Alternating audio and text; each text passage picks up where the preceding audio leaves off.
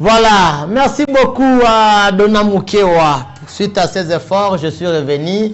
Hein, moi, milimo mabe, batuya, bazon ningisa émission salamate, mais nalagi na bino kelo na woloba mingi. Attends, le bita muke, mais na baga mingi na makambe belé. Ça signifie que c'est très profond ce que je vais dire. Attends, nazo fongola minu nanga nazo seka mais émission mona sala mona kanda parce que j'ai eu beaucoup d'informations. Oizali à malamute. Donc c'est ça. Batouana, bazolinga ba envoûté, courant ekende, émission salamate, mais sans effet na bango, na kombo na yesu. Voilà, c'est comme je disais, na misala ya Dona Mukewa. Dona Mukewa a fait un effort. Tala lelo, tala sikoyo, émission bongi, makambe bongi, je suis là. Je vous salue vous tous. Na bana woloba. Mandeko ya Congo Central, na Kazanguru Bozolandanga, Congo Central, Mobimambanzangungu, Kisantu, partout vous me suivez, na Pesibinombote. Mandeko ya Maluku, je suis de cœur avec vous. Hein? Naza déjà une invitation, Moko. Je ne vais pas dire ça ici, mais c'est une invitation, na Goya na Maluku, pour na Moussala, il y a dénonciation, na Goya na Maluku. Kalate, j'ai déjà l'invitation sur ma table. Hein? Na mesa na invitation ici, je serai avec vous. Bandeko ya Selemba ou na pesi binombote pour na makam na bino bandeko ya Makala na kolobela bandeko ya quartier Kalunga baza ebele bavandi hein bazo talanga na base na bango zo landa ngai na pesi binombote bandeko ya Kimbanseke partout Kimbanseke mobimba tina ngambo pont bazo landa nga na pesi binombote donc côté ya cimetière côté ya ngambo pont bazo landa nga na pesi binombote bandeko ya Masina bandeko ya Ngaba bandeko ya Mongafula Ngaliema Bandalungwa Kintambo bandeko ya commune Limete Barumbu Gombe partout atteint la commune à Binote Limete Kisenso hein partout vous me suivez bandeko ya Njili en tout cas je suis de cœur avec vous. Voilà donc équipe technique mobimba matondi na bango attends matondi na bango na pesi mbote na kanisi ekiri groupe ya ba ingénieur bango na lobby baza ba minganga ya minene ya chombo hein téléphone et pas na bango malade ya téléphone et comme zoba pe sukaka et pas na bango baza na avenir révolution na direction ya Mata ben ngo Mata Paul na Selembao ba ingénieur ebele baza kawana ba bongisaka ba téléphone na moni numéro 1 na bango petit nanga Enoch ba benga EP giga hein petit nanga Enoch ba benga EP giga na pesi mbote na Cap hein Cap c'est mon frère il peut avoir parler ba technicien baza la kawana Cap na pesi mbote Marcelo na pesi mbote na wana ba master nanga ya ba réparateur ya ba chombo place wana na pesi bango nyonso mbote. J'ai dit encore un grand bonjour na directeur Mounene Rodolphe Dimpuku Dimanueno donc Dimpuku Dimanueno Rodolphe EP4 Selembao c'est lui. Ça signifie que directeur Mounene na réseau ya ba protestant, directeur compétent, directeur sage, directeur ya maka, directeur ya liboso. Na ba directeur ya ba protestant nyonso ya Kinshasa c'est Dimpuku Dimanueno Rodolphe, hein? Directeur Dimpuku Dimanueno Rodolphe. Batikayo, Nzamba Sungayo, au commencé inspecteur, ce coordonnateur, ce qui nani, au diriger l'école, nyonso, il y a des protestants. Une fois de plus, Dimpuku Dimanueno Rodolphe, les directeurs forts, il y a des réseaux, il y a des protestants. J'ai été sali, voilà donc, na kopesa ba mbote bete parce qu'ils sont très nombreux. Madame Edege Ndaba a l'habitude de nous suivre aussi hier aux Angate Bambotena. Donc Madame Edege Ndaba et toute la famille, je vous salue aussi avec tes amis, tes collègues, le mari et tout le monde. Edege Ndaba, toute la famille, je vous salue et puis tes collègues. Voilà donc, c'est ça ce que je vous disais. Nazongi sikoyo na musala. Musala est tellement ébélé. Je crois que aussi au prévoir minute nayo, aussi au prévoir méga. 2 numéros na écran nanga. Numéro ya Vodacom et que permettre yo pour na WhatsApp. Numéro ya Orange, donc qui a dans peu du temps, numéro ya Orange, wana appel normal. Sur le plateau, je ne prends que les appels normaux. Ko bipete ko salangai appel na WhatsApp te, ko salanga message na WhatsApp te, salanga message normal, mais on a plateau na yamba kaka ba appel normal. na numéro ya Vodacom, au ça la message audio. Numéro ya Vodacom aujourd'hui, au sali message audio quand je vais me connecter na koyoka babilo konomé. Entre temps, Dona Mukewa nous mettra un numéro ya Orange Oyo et ko permettre yo obenga sur place awa au pesa ba dénonciation na yo nyonso to le benga ba yimboka. Là on a le baka mingi. O moni Congo oyo eza mboka na biso. Ce qui yo ozwa kango na motema teme na biso lelo fo zwa mboka na motema olinga yango. So olingi mboka na yo okolinga te mabe moko boye eleka omonango okotelemelango. Franchement, à moins que ozala sans foutiste. Et puis ce que oza sans foutiste mabe wane okanga yo me rattraper. Comme les gens disent, si vous ne vous occupez pas de la politique va s'occuper de vous. Na pese exemple. Ba policier bazo kanga bikanga kanga nonga na go dénoncer te na vandi nanga etalinga ite. Mukolo bakangi mwana ya voisin olobite etalié. Mais mukolo bakanga mwana na yo okoyoka pasi ya 100 000 bofutaka. D'où nous devons tous nous lever comme un seul homme pour dénoncer. Et pas na biso awa mabe lekate toko telemela mabe toko chango na place publique toko tombola yango bakonzi bayoka ba mona yango. C'est ce que nous faisons comme travail. Donc vous savez binanga vrai congolais au salaka ni musala nga na salaka ya kozwa kaka ba anti valeur o zo leka na misala batu zo leka na ba quartier na ye nango na place publique na tangi kombo ya policier sala buzo bawana na tangi kombo ya mokonzi wana mokil mobimbe yo kaye so reza malamu. D'ailleurs je vous dis une chose, j'ai compris une chose. Ce que tu as dénoncé bloc belé et que l'état a sungate moi de sunga na biso ezali ko tanga ba kombo ya batona awa to emilia kabango batika mabe. Voilà. Dona Mukewa, on va avec le message. Il y a Union des jeunes congolais, IJCC en sigle. Toyoka message wana poto poussa na muke. Tokei.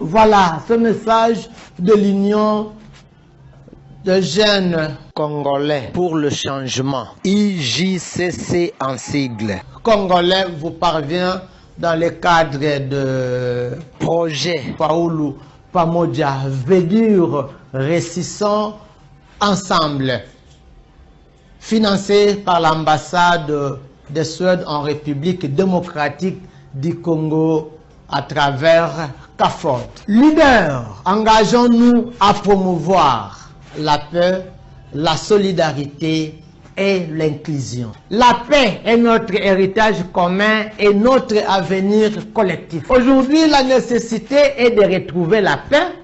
Aujourd'hui, la nécessité est de retrouver la paix durable. La paix durable nous appelle à agir ensemble pour tourner la page les conflits et bâtir une société plus juste et plus stable. La paix commence par chacun de nous et chaque jeune peut contribuer pour l'épanouissement de sa communauté en participant au programme de désarmement, mobilisation, relèvement communautaire et stabilisation PDDRCS en sigle. Ensemble, construisons un futur sûr et prospère pour tous. Tufaulu Pamoja paix RDC. Les armes ne sont pas la solution. Choisir la violence n'amène qu'à la destruction. Engageons-nous dans les projets de désarmement, mobilisation, relèvement communautaire et la stabilisation PDDRS en sigle. Et devenez un acteur de changement dans votre communauté. C'est le message de la coordination de Kinshasa.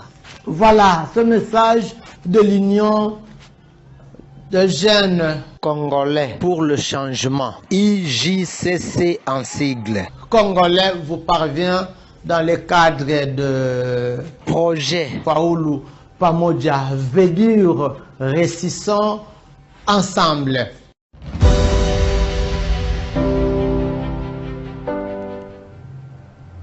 Voilà, c'est le message de l'Union des jeunes congolais, IJCC en sigle.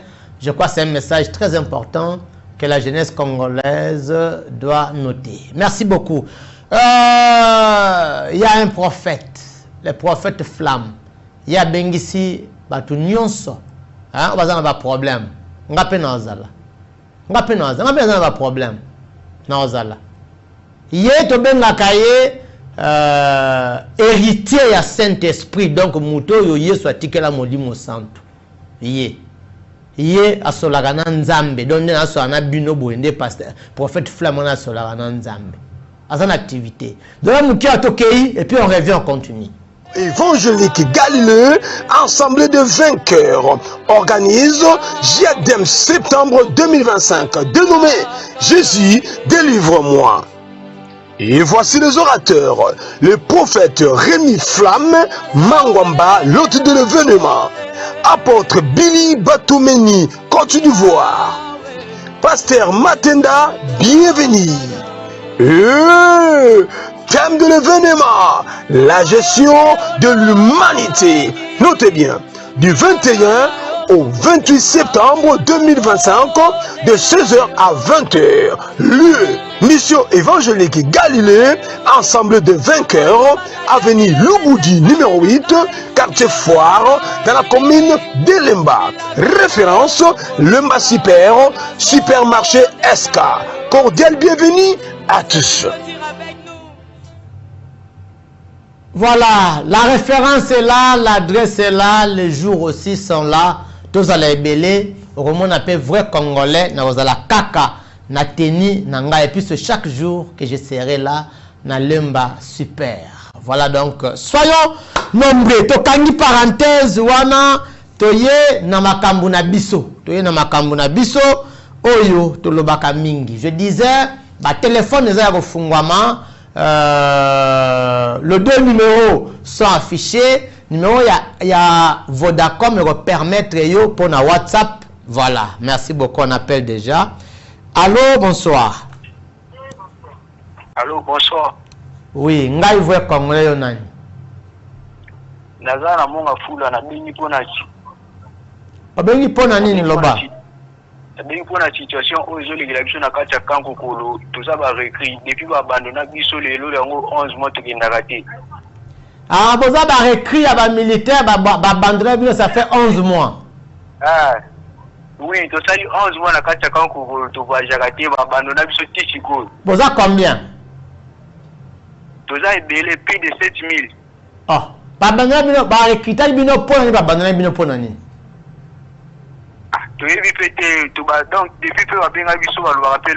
merci. Merci beaucoup, Ndeko. Merci. Voilà. Très bien. Merci. Merci Ndeko. On a recruté les gens et on les a laissés. Et pourquoi recruter s'il n'y a pas les besoins? Voilà. C'est là où je vais atterrir aujourd'hui. Pourquoi recruter s'il n'y a pas les besoins? C'est comme ça qu'on a recruté les policiers et la population subit aujourd'hui. Très bien, déjà maloba. Je vais revenir. Je reviendrai sur ça. Le long, na mingi ba commune misatu. On a zuba élément na bango. Si on a une commune na binoté, en tout cas tenir la rigueur, peut-être vous ne m'aviez pas informé. Je vais parler de 3 communes à revendre mingi. Na la Kimbanseke, na la Makala, na la Selembao. La commune misatu wana. Ndeko bolimbisanga bandeko ba commune so landangai. Eza ba commune moko eza un peu reculé. Acceptez que je dise ça bon dimanga. Ce que ba commune wana na ba bourgmestre, na ba policier, bazana bizala ko mon la batu. Et quand les amis m'ont appelé, babi voyez Congo de na muto ko lobela, je dis non, biso batika ngabi non. Ne dites pas ça. Aux alliés congolais, à table voter ba député ba kenda, mais moi je suis là pour hausser la voix de tout le monde, alors tout le monde. Natomo la mingongo ya batu nyonso. Na bani na Kimbantseke. Kimbantseke bourgmestre Kimbantseke azaki bourgmestre adjoint. Titulaire na ye a comme député. On l'appelait comme Jeannot Kano, je crois. Hier azui libaku a mati wana. Mais ndenga azonyo ngata ba travailleur na ye, vous ne pouvez pas comprendre. Je parle de bourgmestre Kimbantseke. Il vient dans son bureau en retard. Babylone à Kabolana va faire des fonctionnements. Il le fait très mal. Il gère très mal les gens. Je parle de bourgmestre Kimbantseke. Kimbantseke, il y a trop de problèmes. Nangamba mokali kuna kobanda entrer à route mokali ti côté ya ngambo pont. Les gens apparaissent, on dit population m'a abandonné. Bakena vo cha commandant moko côté ya wenza songi kuna tambwe. Bato wala nanga ba oyoka ba yebi. Tambwe. Un policier violent. Un policier voyou. Tambwe. Je parle de Tambwe côté à terrain songi na ngama mokali. Bakecha yekuna, il indispose la population côté à terrain matalatala, côté ya wenza ya songi Tambwe indispose la population, mutako côté la batu. Alors la Tambwe azate. Pour nanine, la population doit être abandonnée. Naye na Kimbantseke. Côté il y a quartier Révolution. Quartier Révolution, côté ya Kifuta, référence Payotte. Et ça quartier moko ya sika. Quartier Révolution, côté ya Kifuta, référence Payotte. Bourgmestre oya Kimbantseke a bengi batu ya quartier wana, faut pas somba mikanda parce que c'est un nouveau quartier. Oyo baza tellement na baba mikanda na bango ya malamu te. Mais attendez bango na combien? $400. Je vous dis $400. Avant quand ça batu na bureau a bengi bango, alobi na bango botika ba téléphone libanda, tout ça pour pas enregistrer pour ba tinde la ngaité. Mais na information non ndengeni. Lobat. Le bourgmestre de Kimbantseke a été un document à $400. Je parle. Kimbantseke. Un document, il y a quartier Révolution, côté à Kimfuta, na Payotte. Na secrétaire, il y a quartier, comme on a Jojo, ça c'est le pasteur. Tu vois que je connais. Na yo pasteur Jojo, oza petit frère, so petit moi petit bitinda ya bourgmestre, nde ozo bengela ga ebatu, ba somba ba livrer so ba nini na $400 na quartier wana, quartier Révolution Payotte. Na si na information. Continue bien ba démarche na yo, mais yeba que information c'est yelingai. Tout ce que tu vas faire après cette démarche, je serai au courant. Et je vais mettre ça à la place publique. Je suis comme ça. Voilà. Wana pour la Kimbantseke. Naye na Selembao. Ndeko. Ezana ba biloko na yebisa bino ke biloko na soki silité ngana botika kolobate et puis ata émission nyonso na kozongela kayango. Ezali na ba les gens pires. Moko ya Kilwangu. Je suis à l'aise, je pèse très bien mes mots. En tout cas, je ne pense pas que ma policier, par exemple, policier, on va avoir formation. Je ne pense pas. Il y a Kilwangu. Nazo kende. Bakei kokanga, soi-disant kokanga. Maman moko, na jeune fille na ye, na veni Mbanza Velela. Mbanza Velela, du côté à Kilwangu. Ndeko, je sais pas qu'est-ce qui s'est passé. Maman soka batamani na ndako na mwana bakangi porte. Mais bato ba pomper gaz lacrymogène ba clostra. Est-ce que biloko vraiment na mboka o za mboka ya sérieux policier ya boya ko vivre ko exister gaz donc ba baza na ndako ba pompeler bango gaz lacrymogène à partir ya claustra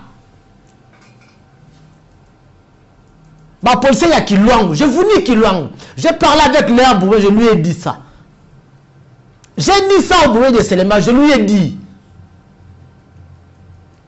hier j'étais dans cette famille là na veni Mbanza Velela na côté ya Kilwangu na Pulumbambu na Selembao j'étais là moi-même ba koti ba pompele bango gaz lacrymogène je vous dis na ndako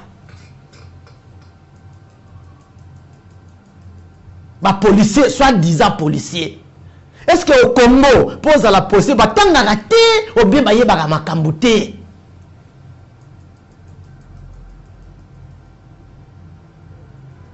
ndeko sona lobby na lobby oyebisanga policier wana vraiment atanga ayebi éthique ayebi ata gaz yango ayebi be faire gaz ayebi makambo gaz esala ka est-ce que ayebi yango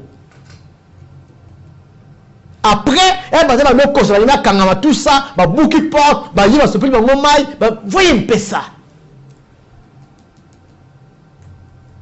j'ai pas de Kilwangu ba pose bazana Kilwangu Frank wana ye muta pompa ki gaz aza mukuse Frank Rebo aza lek ya colonel je vais arriver là-bas Rebo aza lek ya colonel ou aza na souciat wana je pense pas qu'il est policier formé Rebo aza lek ya colonel ou aza na soki na souciat soki nini wana je parle de Kilwangu Rebo Mabeka ya azwaka mbongo ndeko mbongo azwa ndenge nini oye na mbongo mutapesi 40,000 mbongo nazwi maman ko ba ofuta 500,000 40,000 nazwi yango na et puis il sort il part il fait les rapports à celui qui vient qui lui remplace que maman oyo ava kende akofuta yo 500,000 40,000 liboso wana ya azwi akenango so 40 akenango comment je vais dire les policiers sont des voleurs sont des voyous. Vous n'allez pas croire ici. Vous n'allez pas croire. Et tout ça, on doit laisser. On ne parle pas. Pour passer par policier. Non, jamais. Je vais parler. Et puis, ce qui va venir à la fin, ce qui viendra, vient. Donc, quand même, ce qui arrivera, arrive à la fin.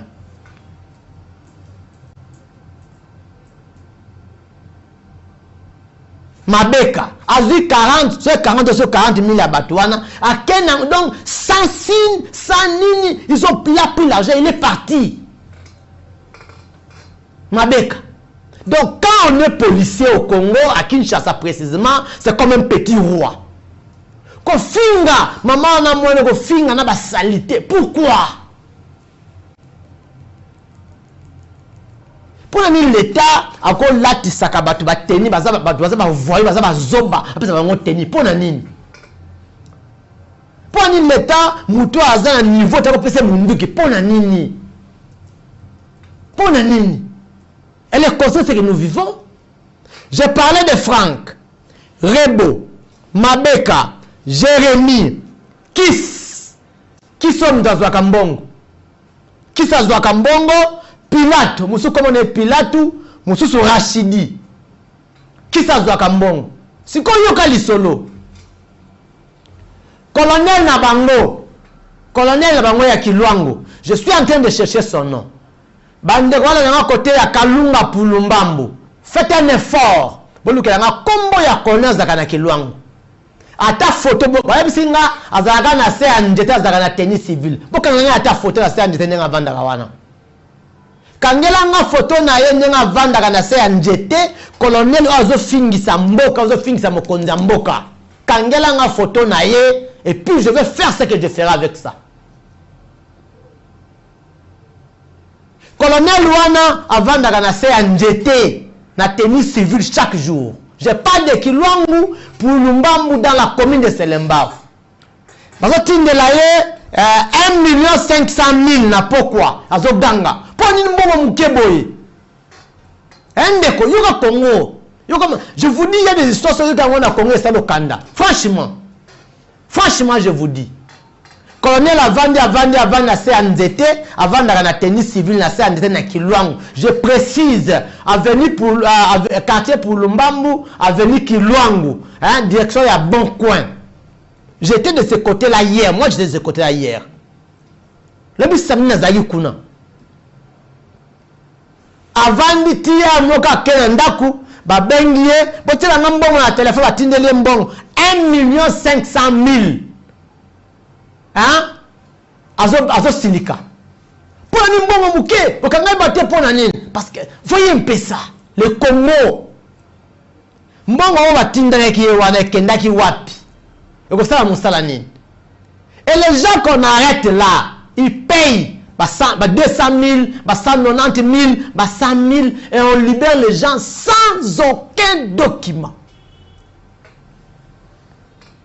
Et on écrit nulle part. Mboka na biso. Totika yango. Mokonza mboka. Les colonels que vous mettez ne vous aident pas. Les policiers que vous travaillez avec eux ne vous aident pas. Franchement. Et moi je me dis, le bourgmestre de la commune de Selembao est-il informé de ces histoires, oui ou non? Et s'il est informé, il fait quoi? Certainement le général de la ville de Kinshasa peut être informé à travers un message de M. Boué, général Ayoka. Intervenir dans le Oyo. La population souffre. On a la Kilwangu. On met les gens très mal à l'aise. Je suis en train de mener ma démarche que tu as droit de l'homme, balande la batouana. Pour ma policier, la té. Et puis moi j'ai compris. Comprendre qu'il y a des gens qui soutiennent ces gens-là. Ngai na comprendre le komoko. Mbongo ne ba tchaka ne ba tinda ibo 1 500 000 oyo. C'est que ba kabolaka. Atindel musu 500, musu 500, musu 500. Ça signifie donc, comme j'avais dit autrefois, souffrance na biso. Ba peuple, il y a des chefs, il y a des autorités qui en sont à la base. Et représente la rapport, Vandawana, Kanagaboye, Ngaina Zwambongo, Ngaina Lia. Mais c'est la population qui subit. Non, pas député. Pourquoi on va bloquer au côté? C'est le on n'a pas de député. Et Founan, ça c'est le c'est Founan, je crois. On n'a pas de député. Vous ne connaissez pas ces choses ici que je suis en train de dire. Je vais dans Makala. Je suis Makala Selembao. J'ai parlé de Kimbansek. Makala, j'ai parlé avec le bourgmestre au téléphone. Selembao aussi, j'ai parlé avec le bourgmestre au téléphone. Naïbisi. Makala, c'est bourgmestre. Alongola, ba task force. Ba faire décès à Makala, alongola bango. Ba faire décès à Makala. Alongola bango, j'ai dit ça. Pour la mine, ba fa desewana bazana Makala. Makala est limitrophe avec Selembao. Je prends quartier pour Lumbambu, est limitrophe avec Makala. Donc elle est Kabola bango. Quartier Kalunga est limitrophe avec Makala, elle est Kabola bango. Ba task force de bango ba fa desewana bazali miyibi bazali miyibi koleka ba policier. Dans la télévision, je suis à l'aise, je suis sûr de ce que j'ai dit. Task, par exemple, comment on va dire task force, task force. Ils sont mauvais, ils sont des voleurs plus que les policiers. Bazali na Makala, bazokota tina Selembao, et ils arrêtent. Innocents, jeunes. Les jeunes gens de 14 ans, 15 ans, qui ne sont même pas des Koulouna. Mais conséquence, la raison est laquelle? Quand on arrête comme ça, quand on paye l'argent, on sort la personne. Ça me sert à péter. Poso mona ke bakangala bango pona mbongo. Poso bakangi mutu. Ofuti mbongo. Obimata ko saba sambarate.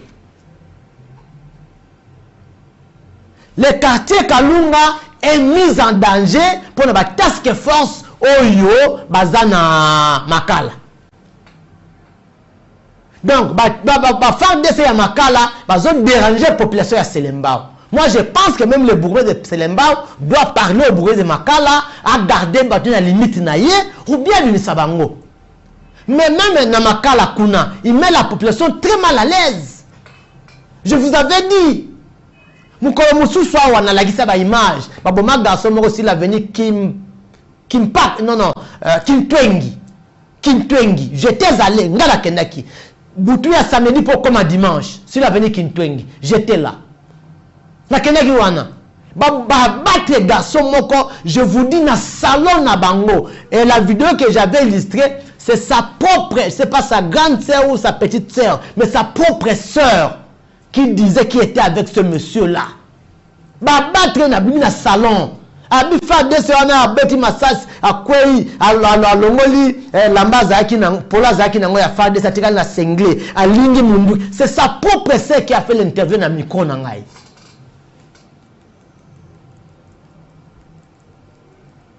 Ndeko. Moi je pense que bakofa sunga biso. Le bourgmestre fait un effort. Pour ça ma casse. Pour ça ma casse. Pour la population nabino. Pourquoi je m'en prends plus au bourgmestre? Moi, je ne pas bourgmestre. Vous allez ba konzi ya ba commune. Vous allez ba konzi ya municipalité nabino. Bourgmestre ka pesi ordre. Commune ko tambola ndenge ya lingi. Mais bino siko bino mo nan bo kipaka batwana te, bo tiki bango, c'est comme je dis vous prenez un chien enragé, au lieu de kacha bato fonga ke soit bato. Ba task force ya Makala, bourgmestre ya Makala longola ba FARDC ya Makala ou bien discipliner bango et ça mo konzina bango abenda bango matoi parce que plus ils commettent des abus, plus nous voyons le bourgmestre Oazali, chef de la municipalité à Makala. Je crois que c'est compris. Voilà. Ba téléphone na ngeza afu, on va appeler. Oko banda ko benganga to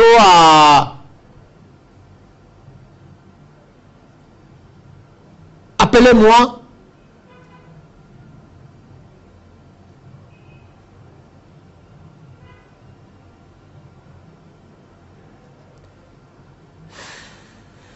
Appelez-moi. Appelez-moi. Rapidement, je dis appelez-moi pour vos dénonciations. Tolobela, Makambu ya Mboka. Numéro ya Vodacom, ezali na WhatsApp. Numéro ya Orange, ezali na WhatsApp T. Kaka numéro ya Vodacom, ndeza na WhatsApp. Na WhatsApp, on a un message audio. On va écouter ça. Appel normal au Bengi na numéro Nyosomi Balé. Je suis sur le plateau. Naye Ponabino. Bobenga. Bo dénoncer comme je vous ai dit, nous devons dénoncer pour notre propre pays. Voilà. Toujours dans Selembao, avenue Kassanji, avenue Kassanji, eza na Rekwado, avenue Sala ya Koso Bongisa Kassanji, eza à la limite ya quartier Eradi na quartier Ngafani, avenue Kassanji. Insécurité côté kuna moyen ezate. Avenue Kassanji, je parle à la limite quartier Eradi na quartier Ngafani. Kuna na entrée wana ya veni wana na re wana d'ailleurs na re Kwado na entrée ya veni sous cette moreza wana mais kuluna ebunda maka nyonso o ba kola malingo bunda so balingi na butu babundi so balingi na moyi babundi so balingi na pokwa babundi ba policier bazawana en plus bazo kotela ka batu na bandako na quartier wana Eradi na Ngafani côté avenue Kassanji bazo côté la rabatu na bandako. Allô, bonsoir. Allô, bonsoir. Oui, ngai voye congolais nani. Ngai nazali pe moko ya policier navandi côté Lemba Salongo. Vana Lemba Salongo. Oui, comme on a l'agence. Oui, oui. En tout cas, il y a une compétence de Moutuya. Oui. Bandeko na biso bazokuta biso soni pena. En tout cas, tozomona bamisusu surtout bataxe force wana. Surtout côté ya côté ya biso ya triangle kuna. Bazokotela bato kokota kobiba. Donc, ozomona pena Moutuya pena azokotela bakokanga bato population bazolela. C'est ça. Merci beaucoup, papa. Merci. Merci beaucoup, Ndekonangai policier. Ndekonanga policier. Ya pas ces allées, moni mouyaka moka fingi sa bayaka nyonso. Bandeko ba policier ba mona nga mabe. Mais na yebi que parmi les mauvais, il y a des bons. Il y a aussi des meilleurs. Mais ngana lo bagalo ko nazo mona. Neti loko nazo yebi sabino, hier j'étais dans cette famille là. Policier oya yebi tina, ayebi musala, ayebi efficacité, ayebi force, ayebi soki puissance, soki nini conséquence, soki ba méfait, ya gaz lacrymogène. Akene ko boke la akosa bat na claustra, bataza na ndako. Ndako na ndenge zaka yo kangama. Et puis ndako zaki ya kangama. Est-ce que policier wana tanga? Est-ce que policier wana yebi efficacité, yebi inconvénient, yebi ba me fait ya gaz. Ba task force, je l'ai dit, baza minimi koleka ba policier. Ma je connais beaucoup de budgets d'informations. Au comment tu vas faire d'essai. Azokanga muta moto na 21h. J'ai vu ça na entrée ya lenge sa bypass. Ngai na moni yango nga moko. On m'a pas dit. J'ai vu ça. Quelle relation, quel rapport y a-t-il entre mutuya moto na mutuya na FARDC? Quand les alaka, ba policier anzela bazalaki, ba policier ko bundela mboka bazalaki, ba policier akenga batu bazalaki. Quand les alaka bongo. Mais je sais pas le cas. Les policiers nyonso, ceux qui a yoki nzala.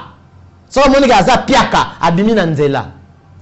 Policiers nyonso partout abimi. Abimi akangipe. Azupe mbongo. Policiers nyonso. Donc il y a unité nyonso quoi. Attends, ça PCRT, un moko boye, il y a pire que bokangani 2-3 pour que nanzela place moko boye na par exemple na croisement qui quitte université, botelemi wana, mutamoto aye mabe olongoli contact, au seigne 30 000 à PCO sans document tient en poche OK. On va pas laisser. Ba policier yanzela ba PCR. Oui, hier samedi. C'était hier. Oui, hier. Après, côté Nazalaki à Selembao, je devais partir quelque part Nazalaki na rond-point. Hier samedi. L'obiga samedi, Nazalaki na rond-point ngaba. Ndeko, ba roulage ya rond-point, baza banani. Na otu na nan deux questions, boko benga boy bisangai. Entre ba miyibi na bandoki. Ba roulage ya rond-point ngaba baza banani. Est-ce qu'ils sont normaux? Na roulage nyonso bazaka na rond-point ngaba na longoli mutu te ba roulage nyonso bazaka na rond-point ngaba bazaba mimi bazaba ndoki parce que moi j'ai vu hier, j'ai compris que ba roulage à rond-point ngaba bazaka normal te so bazaba mimi te bazaba ndoki ka biloko mibale wana.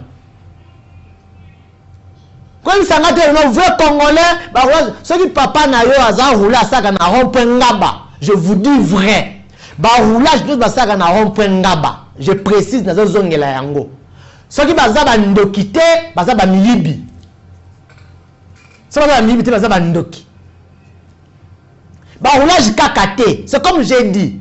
J'ai vu un policier aussi bon, azaki roulage. Ni na camion photo à Kimaki. C'était W 274 comme ça. roulage pe pour ça na gilet na bango roulage mais ba je ba ça na mituka wana ba je ba ça na ba chauffeur o kama wat. Nous évoluons dans ce pays, c'est comme si mboka oyo bato ba ya bana na bana. Nous évoluons dans ce pays, c'est comme si mboka oyo mibeko ezakate, mais je sais que dans mon pays mibeko makaseza. Nous évoluons dans ce pays, le kola mutako interdit muninga zate. Tout ça, c'est pourquoi? Parce que les policiers wana bazagana ba konzi o ba tchabango, ils doivent faire les rapports. En conséquence, c'est la population qui souffre. Kene ko kangela ngai, yela ngai mbongo, memelanga autant. Je vous ai parlé ici, colonel Yakilwangu, bazo tindela ye 1 500 000 francs congolais na mukolo moko azoka koleza muke. Colonel Yakilwangu, bazo tindela 1 500 000 francs congolais par na pourquoi versement azoboleza muke. Tu vois là où nous souffrons. Et vous voulez amener ce pays où? Vous voulez amener ce pays où? Vous voulez amener ce pays où? Ndeko benga ngaye bisanga atali solo pona ba roulage ya rompo nga bazaba nani? Ba roulage ya rompo bazaba nani? Bando kito ba miyibi. Et ces gens ils ne se gênent pas. Allô, bonsoir. Oui, bonsoir mon frère. Oui. Oui, oui. Bon, toujours la Tolanda Gabino Mataki, vraiment. Merci. Vous êtes vraiment important, vraiment. Merci, papa. Merci. Na Bengi, na niveau Mbaseke. Oui, oui. Comme on a Azaria. Azaria, oui. Vrai Congolais, Toko Telemi, Nase, ya Toti Moto, ya Pascal, Makambo, le Kawana, c'est terrible. Oui. C'est comme si les policiers ont des missions à la moto, na 3 pinets. Rubrique va venir dans mon micro, c'est permis de conduire. Est-ce que le contrôle a permis pour la bango? C'est ça! Il replace les 50 000 francs, 40 000 francs, 60 000 francs, va libérer au pays. Il a évité. Est-ce que l'État est bien? Solo pesi 50 000 na 60 000, da pesi permis yango.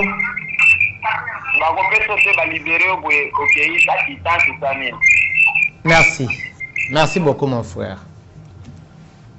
Merci beaucoup mon frère depuis Kimbanseke. J'ai aimé ta réaction. Ngai na lobaka. Ndeko mo lokutana nga bivwe congolais lobaka mingi bien te tout ça mboka elingaka vérité te, j'ai dit non. Toko lingisa mboka o vérité.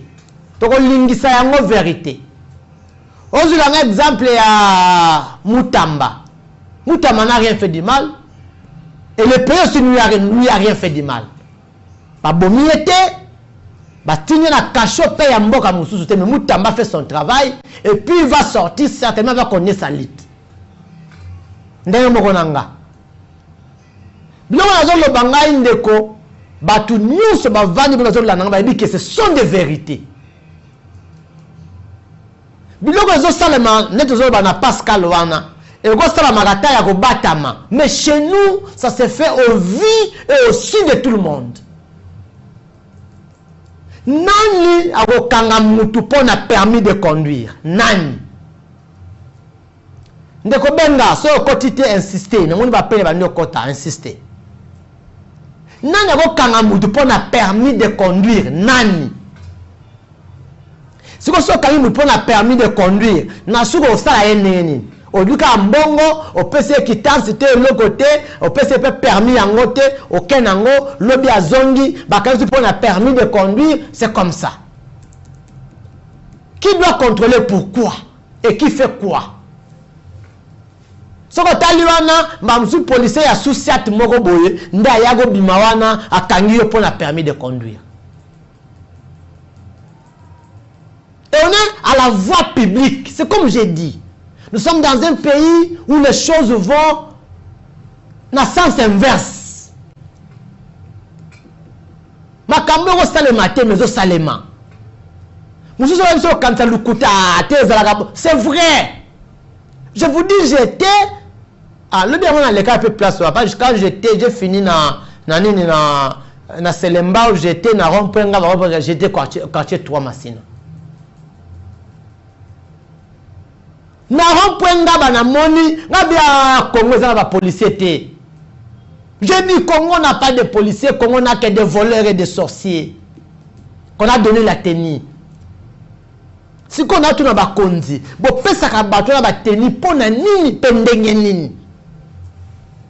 Et ça rien ndenge na pas muta ba na kozwa tenue à la police. Et ba na ndenge nini. Parce que ba interview te, parce que la formation te.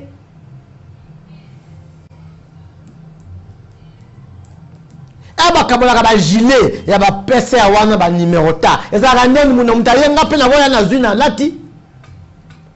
Mais comment on donne aux gens qui n'ont pas de niveau, parce que nous finissons sa mboka au PC tenue. Or les tenues là, la tenue là ou le tenue là, les autorités leur permettent d'accès belé. Comment on normal a commis task force, il commence à faire des bavires, quand on a chambre ya batu.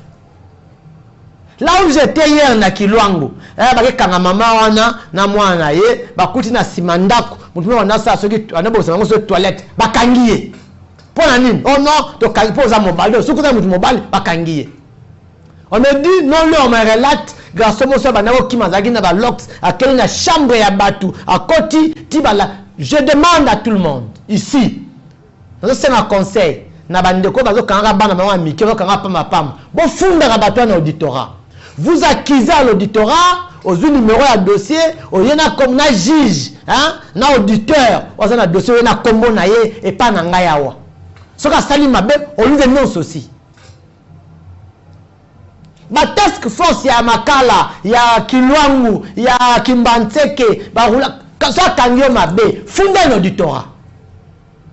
Funda l'auditorat. Parce que les auditeurs là aussi, baza makamuna bango, ozu kombo ya auditeur wana auditorat, ozu numéro na un numéro ya dossier, tu viens me dire ici, je vais commencer à citer et le nom de ces auditeurs là.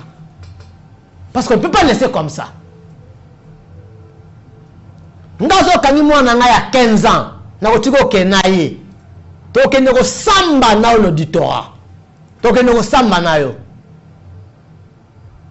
Moi je n'interdis pas arrêter na bango awa. Qui suis-je pour interdire? Mais okanga nani, okanga yendenge nini, okanga ye pona nini. Veux qu'on lui okanga ye, so ka sali infraction. Okanginga, mais okanga ndenge nini. Okwela nga lokola muibite. Okwela nga lokola muibite, comment on dit? Oye, okwelinga non. Il y a une procédure, vous devez me voir, vous me posez votre, vous présentez votre document, vous dites allez, je vais vous dire, je viendrai, on part ensemble, allez-y, je vais revenir. Ça se passe comme ça. C'est pas comme si, non.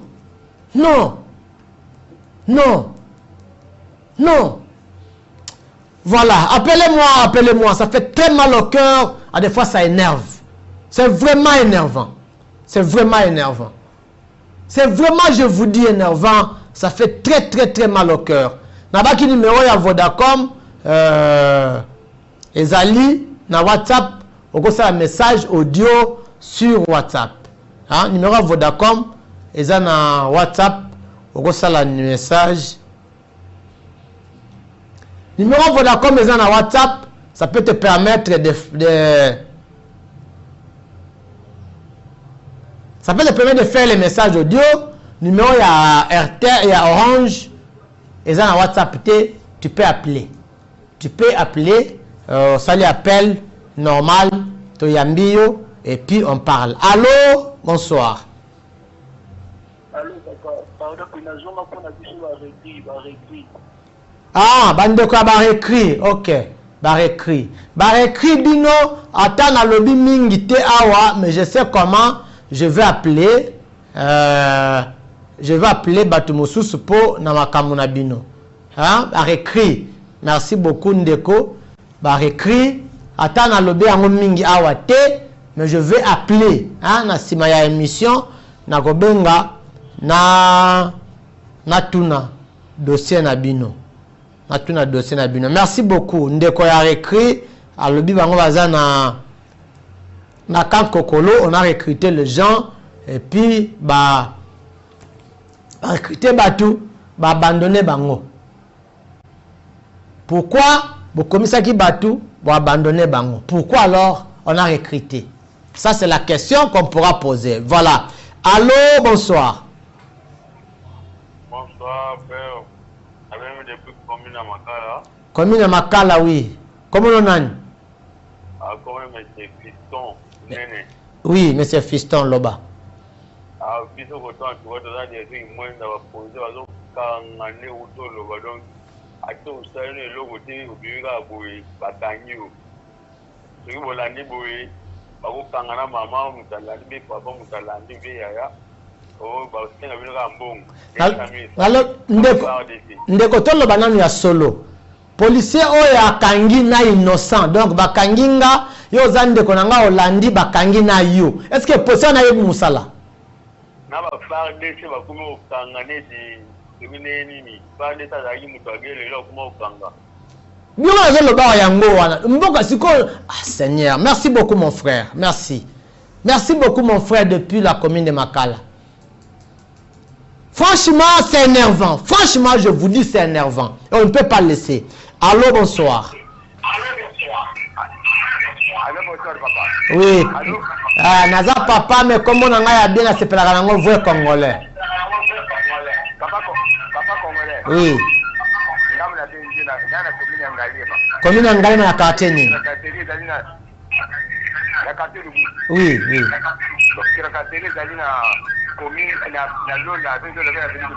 Ok.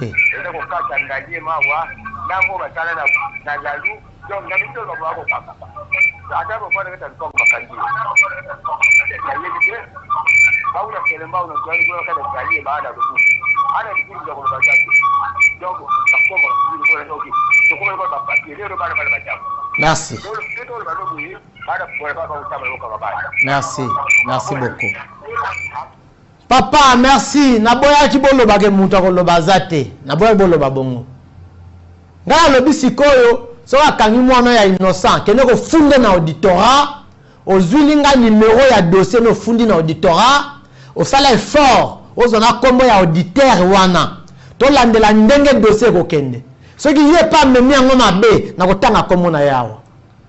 Je pense qu'on doit commencer à faire comme ça. Allô, bonsoir.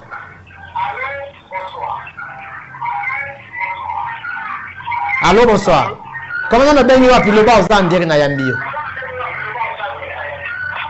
Bonsoir, papa. Bonsoir, oui.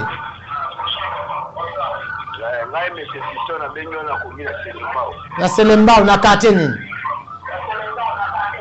Na quartier Kalunga. Kalunga, oui. Kalunga, merci beaucoup, oui.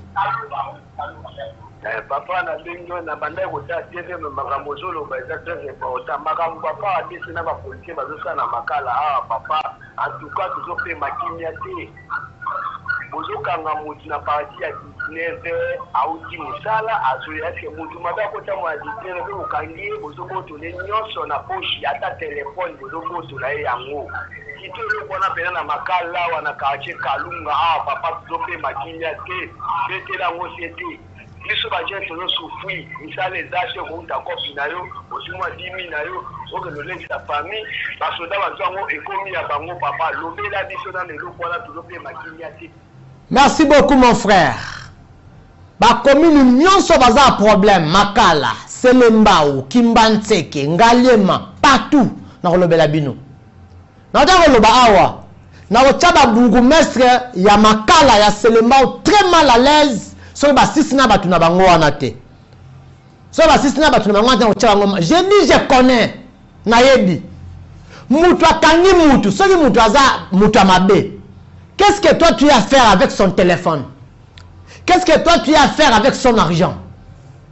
Baza ba miyibi, baza ba miyibi. Baza ba miyibi, téléphone ya mutu esali yo nini? Mbongo ya mutu esali yo nini?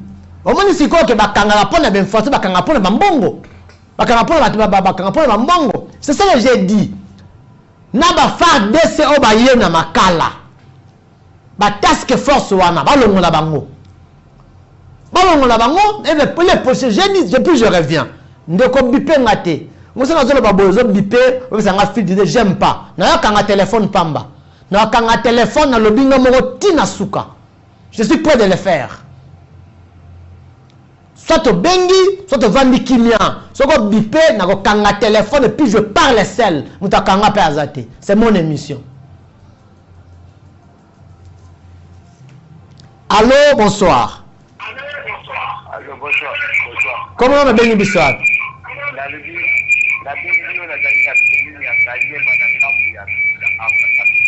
Ngambu ya oui, Batalumudi. Oui. Oui.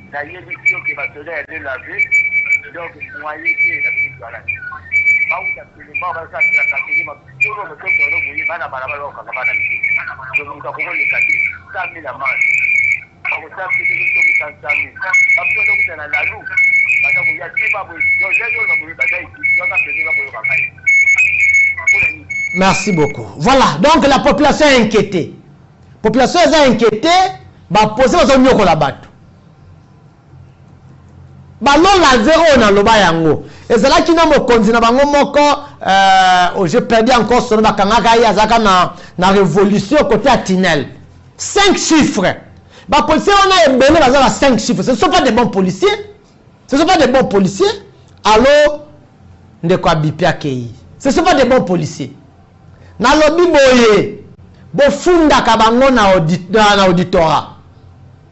Oya kanga mwana ya muke kendo ko funda na auditorat. O memeli nga numéro ya dossier na auditorat comme ya auditeur. Allô? Bonsoir. Bonsoir, vrai Congolais. Comment on a bengi biswat? Na commune Ngalema. Ngalema na quartier ni na Lubudi kaka. OK. Na Kaluka. Na Kaluka oui, le bas papa. En tout cas, eloko vrai Congolais eloko tozoluba awa makambo zoluba tozolanda yo kitoko. Tozolanda en direct. En tout cas, ba policier bazana ko ya nomba na quartier Congo. En tout cas, bazosala mosala moko ya mabe. Outi kopi koye donc soki bamoni na eloko telefone mbongo nyonso bazojojo bapolisier wana nani atya bango tosobika moto atya bapolisier wana tosobika za nani tosobika za nani azaki colonel ana kieta kaluka oui soki kuna na aye na po ya ndoma wana atika ilunga Oui, Bazawana, donc 19h déjà babandi kokanga. Donc 19h. Ilu tosa bika oyo bapesaka ye mbongo, bapesaka ye rapport chaque samedi. OK. Yewana. Donc tout ça kinyate. Merci beaucoup papa. Voici ce que je disais. Ce sont des choses qui m'énervent. Je vous ai dit que apparemment ça risque d'être une très mauvaise émission pour moi aujourd'hui. Tosobika, azaki soki colonel, soki na Kanluka, avant Kende, il a accepté de récompenser ba petit naye, entre autres Ilunga, ça 5 chiffres, batiko tchaye na pont ya Ndoma, Ilunga wana yo appelle à côté ya nini. Mais maintenant ils indisposent la population. Et maintenant, ba konza la police ba koloba pété parce qu'il y a ba policier. Allô, bonsoir. Allô. Voilà, c'est parti, baso ya réseau. Même ça qui bino awa, que souffrance tozo mona, makam tozo kuta nango, ezala ba konzi. Je suis en train de me démener dans la renseignement ba kombo ya ba konzi nyonso wana. Naroya nango. Yo za mokonzi, otika ba policier, ba nyoko la rabat, ba pesa ka yo mbongo, on va te dévoiler sur la place publique. Qu'advienne que pourra. Allô, bonsoir. Comment on a bien dit ça? Monga Fula na quartier ni papa. La quartier sans fil. Quartier sans fil. Loba papa na ngai. Tous un problème, surtout ça va petit commerçant qui s'arrête à marché vérité. Oui. Entre Selema ou Nangamba Bumbu qui s'élève la révolution Kindinga. Alors, tous a la difficulté pour ma carte de tracasserie, bambon et belé, pour police, chaque mois, tu vas voir qu'il y a 10 000. Achille, merci. Comment on a signé le Kayango? Achille. Ah, et puis, pour le moment, on va dire la point cher, il faut amener la mounene. Quand on a maman, nous connaissons même la sorte de la pousse qui est dans le bureau, avant, on va 30 000, 40 000, 50 000. Comment on a un ami? Bon, attends, on va se gagner de la communauté, mais. Achille wana bureau na ezad. Ah ok, Achille azara na souvenir. Azara biloko na veni nini? Babiloko na kozwaka mituka na parking na Kindinga. Kindinga kiselele. Ok, merci beaucoup. Kiselele.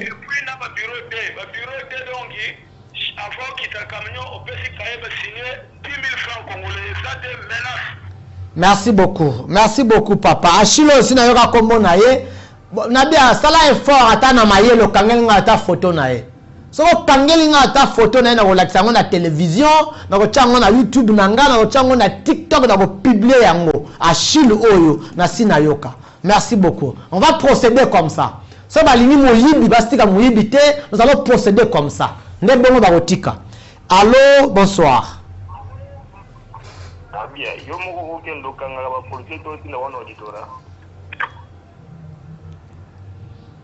Loba, bongo katipwani, lobat. Sero yo poza polisi ya muibi. Yo za polisi ya muibi, loba, benga susu loba. Loba. Okatipwani nini, obangi nini? Bengat, okatipwani nga katita, obangi nini? Obangi nini, okati nini? Omoni yo, polisi ya muibi nyongo zo landawana. Bako zwa foto na olekisa ngo awa. Oza polisi ya muibi, obangi nini? Okatipwani nini, olobi, okatipwani nini? Nana répondre yote. Na oza numéro na yo, mona travers nyo na kwa registre. So na arrêté numéro na yo, na suka, na ko identifier yo. Oza polisi ya muibi, obangi nini? J'écris d'abord ton numéro.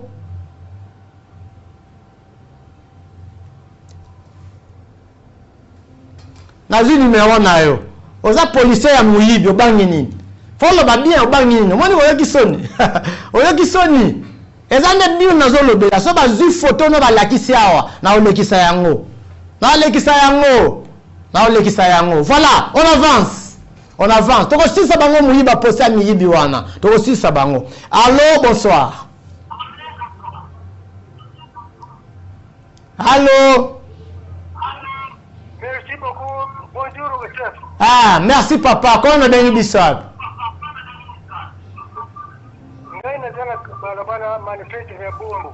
Manifeste na bumbu. Loba papa. Loba. Numéro 72. Oui, loba. Voir kabili ya kura izana lupango na ngai. Oui. Chiko bureau du quartier. Bateki dinga ngambo lupango na sifa. Bateki ndama lupango na yo. Ngambo lupango bateki yango na sifa. Pona nini? Bango balingi mbongo te biso ngai lokola nazali na mbongo te mutu ya mbongo mutu asombi yango. Akangi fenêtre na ngai ya nsima akangi porte côté gauche. Merci. Obeza na manifeste numéro combien? 72. Manifeste 72. Papa comment on a? Manchamba François. Papa François. Naoya epa na yo naoya tala makambo wana. So eza lupangu na yo. Bureau du quartier bateka ngo pona nini? So eza lupangu na yo bureau du quartier bateka ngo pourquoi? So réellement eza lupangu le bureau du quartier bateka ngo pona nini? J'ai pris l'adresse, je vais descendre. Voilà, on avance. Tu avancer ma camarade, policier ya miyibi. Na tunaki mutuna ba répondre ngaité. Ba policier ya rond-point ngaba. Bazaba ndokite bazaba miyibi. Na pas répondu. Faut pas répondre nango. Allô, bonsoir. Allô. Comment monsieur Benubisad? Maman Kei. Na lobaki awa, nous sommes en train de nous démener to sinisa tracasserie. To sinisa moyibi ya ba policier. Procédure ezali, policier akangio mwana ya mukie. O bazo kangaka wana kende ko funda no auditorat. Ozui kombo ya auditeur wa sambisa kuna, o azui dossier na numéro ya dossier. Ponga na landela. Soki pe ya sali manœuvre. To lobi yango awa. O besoin o kangeli nga photo na ye. Lokola ba Achille o ya bumbu bata ba parking na ba bureau D. Papa so kuta na photo na dit kanga ya photo ko batele mdo tinenga photo nazwa yango na tambusa ngo na réseaux sociaux mobimba. Allô, bonsoir. Oui, allô papa nazongeli sur concernant la police à rond-point la police va dati c'est celui coulonnaire parce que merci. Ba honneur to basala wana ba baza ba coulonnaire ba la tonga ba tena ola so ba pese mundu yango ba sa ba dégâts belé. Merci. Merci beaucoup. Rond-point na ba police bazate. Ezaka ba kulo na ba miyibi. Merci. Merci mon ami, merci. On dit la vérité de ce qu'on voit. Si on a papa na za policier na rond-point ngaba, ozana mutute. Ozana mutute, c'est comme ça. On doit vous traiter de la manière dont vous vous comportez. Allô, bonsoir. Allô, biso awa. Maman, bino wapi? Oh là là, maman Kei. Allô, biso awa, bino wapi, maman, pemi nezali kuna. Voilà. La population est inquiétée maintenant, ba policier na ba FARDC. Allô, bonsoir. Allô. Comment on a bien bisouat? Ngai papa Pierre na fani na makala. Makala na quartier nini? Na Iden. Oui. Na Iden, na balabala Iden, na Nikasi. Ok. Kakasiri eza makati awa na makala, basoda bazokanga bana batu somo. Ya yenkutu ba massage ezobeta makati. Yango na sengi na yo, est-ce que ministre intérieur aza mutu IDPS azosala nini? Soni tozoka soni awa. Burgomestre ya makala pe aza mutu ya IDPS. Yango tozosenga ministre intérieur asika awa na makala na direction ya souci na Luanza. Donc aya kobenga na pila bafo basoda bazozwa pe basoda bazozwa bana ya âge ya 12 ans 11 ans bazota bango ba éclairer. Donc somo awa. Merci beaucoup. Donc bazofuta mokozamboka. Merci. C'est ce que moi j'ai dit. Ba policier oyo ya miyibi na ba soldat miyibi bazo fingisaka nde mokonzamboka. Parce qu'ils ont la tenue. Ça commence comment pour nous avoir tenue. Nana pesaka bango batena minduki wana. Allô, bonsoir. Allô, bonsoir. Comment on a le bengisa maman na monde o raté mingi okota. To bengio mama atete to bengio pour ba soda o manifeste. OK. Ya bumbu. Nika so ngoni mwana moto atemso kita mtu akange kwa pesa bango 40,000. Ah, manifeste na 24. Manifeste na 24 bala ba onyoka matutu biso to sala poto luka mo mkime ba soda na ba kaka mwana temba kangie. Merci beaucoup. Na rambo lisusu na landu na sosa. Shina rambo na sosa kote nini? Na landu. Ah, landu. Na bumbu ko kanga dikanga. Voilà, shina rambo na sosa na landu. Alors maka chef nyonso ya l'équipe chef nyonso kisaka ye shina rambo. Merci beaucoup. Mais na 24 na manifeste ezala policier moko azala wana kombo na ye balvon na yebiye na manifeste na landu shina rambo na sosa na landu a sosa landu shina rambo alobi ke ye mutu aye ba chef nyonso ya Kinshasa, je ne crois pas. So aleki ba chef nyonso bozwila ngai photo Ah, botindela nga photo na ye na WhatsApp. Na tsaka ngo na télévision na ngai awa. Na ba semeki, na ba bokilo, na bana na ye, na ba yaya, na ba leki. Ba ye ba ke mbongo akena kozezaka mbonga muyibi. Na ba konzine ba mona. Allô, bonsoir. Allô, papa, bonsoir. Comment on a bien bisap, maman? Na bengi ona sana biso pe to nyoro kwa makati. Police a proximité ba utafuna na baramoto baza ko nyokola biso ko kanga biloko ka foko pesa ba mbongo. So ba kango pesa ka biloko bongo landi tipuna na baramoto ko pesa ba mbongo ko ma pe biloko na kati c'est complet. Ba yibi, ba mi yibi te. Ba policier nyonso ya mabe. Police à proximité miyibi. Ba roulage miyibi. Oya bandako, oba zaka na bandako wa Kenya na Susiat mabe. Oya ba FARDC. Tokende wapi? To chanani. Nani abatela biso? Ah. Allô, bonsoir. Bonsoir papa. Ah, c'est toi la limite papa ba nyokoli biso. Limite place ni maman, quartier ni. Papa. Na limite mpanja. Ok, limite mopanzi limite za vase pour le moment quartier na zoata idée. Voilà donc ce que je disais. La police est à proximité mabe. Ba roulage mabe. Ba policier bazaka ba Susiat mabe. Ba FARDC ba task force. Tout ça la nini. Allô, bonsoir. Allô papa. Allô. Oui. Bonsoir papa. Bonsoir maman. Comment on a bien bisap?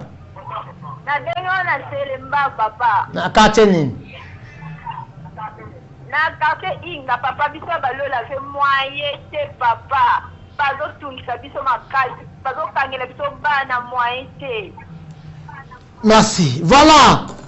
Ba lo lavé na selemba ou ba revogen. Lo lavé revogen na selemba côté ya quartier inga. Bango za na révolution toi bango bazo kota tina ngambu ya ngaliema bazo déranger bana batu ya kilwangu ndenge moko makala ndenge moko. Allô, bonsoir. Allô, bonsoir. Oui, comment on bengi biswat? Ngai na bengi bino na commune ya Bumbu na Elengesa. Bumbu na Elengesa, oui. Donc la police a bien kilwangu wana papa donc moyen te awa. Besoko zaka mwana mobali de problème. Kilwangu wana eza na selemba o mebayaka ti na mabele ya Bumbu awa ti de partout. Tina rompwenga bakoma baloba de bango nde penza nde basukisi makambo baza ba policier ya pire. Ah, merci beaucoup. Kilwangu toko sunga bango, moya ko sunga bango musu ezanya bisi batu awa. Colonel na bango ba yebisi nga vanda na se nzete, azaka na tenue ya civil. Tenue civil bokangela ngai ba photo pour colonel wana bazotindela ye 1,5 million de fois congolais par jour. Azoboya bieza muke, fa bakanga mbongo, bazule mbongo wapi? Ya sala musala nini pour azwa mbongo wana. Voilà donc, je prends le tout dernier appel. Tout dernier appel. Allô, bonsoir. Oui, allô, bonsoir papa. Comment on a bien eu bisouat? Ngai me touché na benyo na commune ya Monga Fula. Monga Fula na quartier nini monsieur Toussaint? Monga Fula côté à Ante Kaboli na université na campus. Oui, na kota monastère. Bon oui papa. OK. Bon papa na benyo papa na bisayo. Est-ce que ba policier à l'élo to moi na biso te dans notre mutation mutatai na be après na beba au kanyi de péché définition. Mais est-ce à température pour que le c'est qu'à sali mabe ba kanyi qui a sali mabe. Que mutation a sali mabe au kanyi nous édifions faction na yetu enseigne mamoko amani ya sasa neti ngana za chauffeur na bula mais masangami la capitaine wana na major wana ceux qui bakangini tukana comment la bango banani masanga major wana masangambila ça c'est Martinique congolais comment la bango banani congolais à la journée quand la 30 minutes parce qu'on a ça c'est 4 minutes pas congolais de tout à chacun mutu kamoko est-ce que na l'état me mara combien papa comment la nani major wana